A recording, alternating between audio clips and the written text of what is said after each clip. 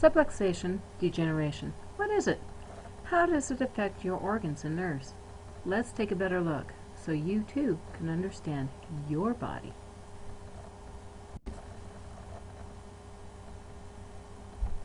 In this box in the upper left-hand corner indicates the direction of the selected spine part.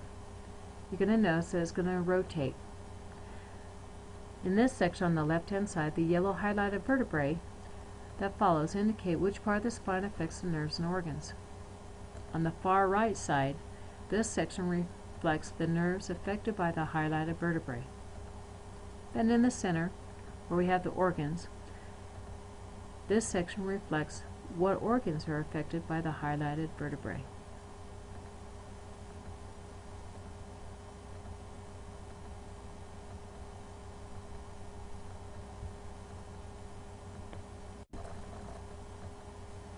The first vertebrae to be considered will be C1.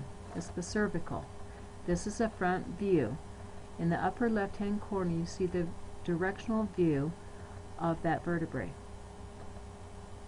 You can tell in the organs that it affects the brain, the eyes, the nasal, the sinus, the lungs, the heart, the liver, the spleen, the kidneys, the stomach, and the large intestine. As you can tell, it covers a lot of area.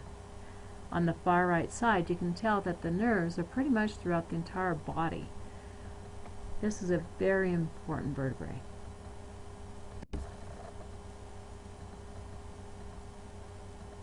This is another view of C1. Here's a side view of C1.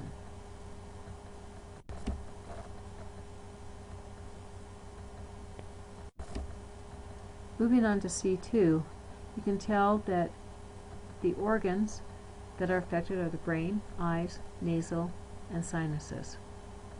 And the nerves are pretty much from the neck on up. This is from a front view of the vertebrae.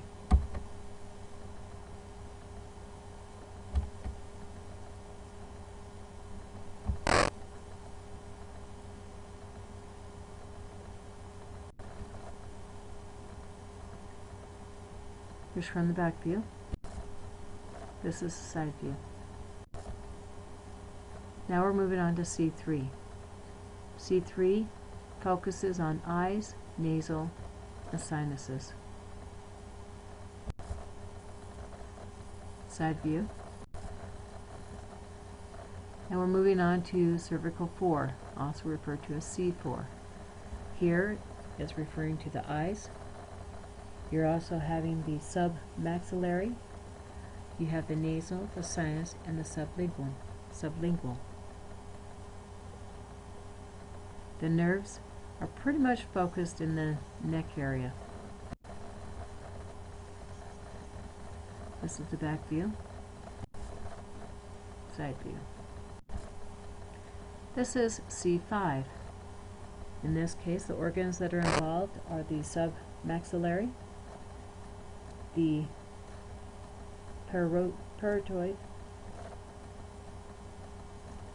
the sublingual, and the nerves are addressing anywhere from the neck area down both arms.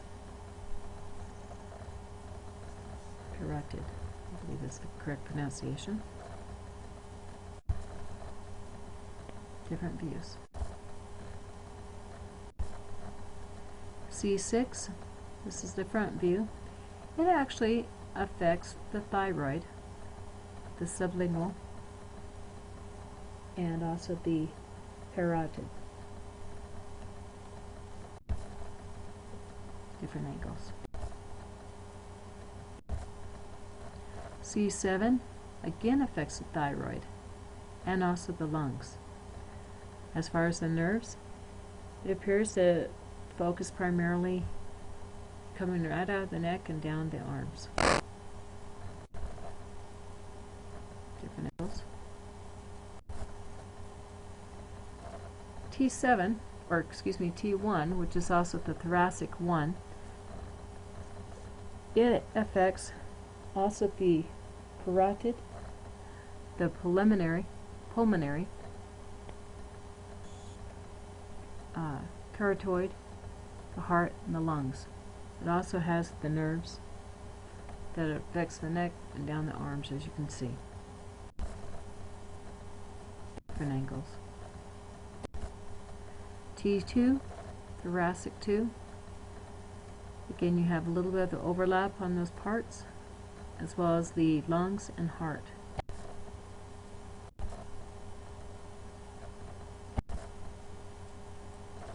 T3 picks up the stomach.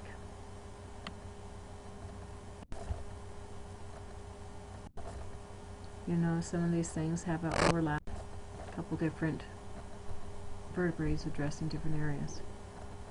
T4, thoracic 4, addresses the liver only. The nerves are primarily in the chest. Different angles. T5 addresses the stomach only, and yet the nerves are, again, focused primarily in the chest area. You have different angles here. T6 affects the pancreas, and again in the upper chest area for the nerves, and different angles. T7 affects the spleen, and it also affects the nervous area that's around the mid-lower portion of your rib cage.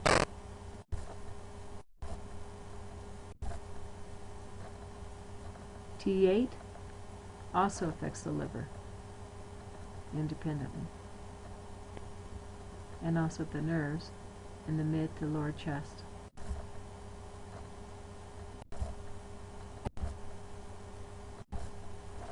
T9 deals with the adrenal glands.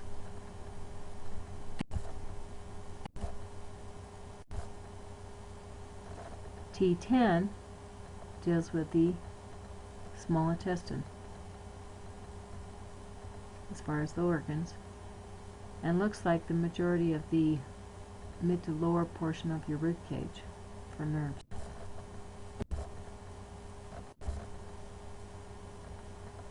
T11 addresses the kidneys.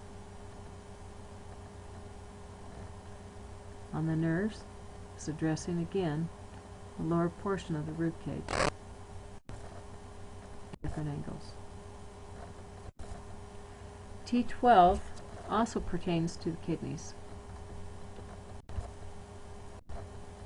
Different angles. L1 addresses the large intestine.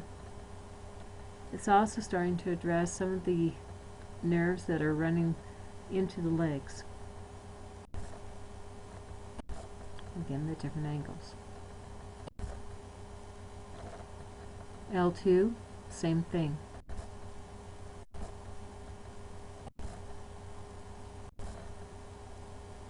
L3 addresses the large intestine and also the bladder.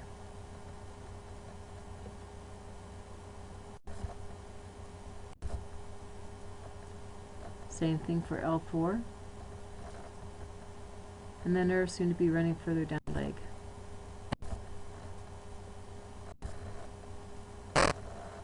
And L5, the same thing.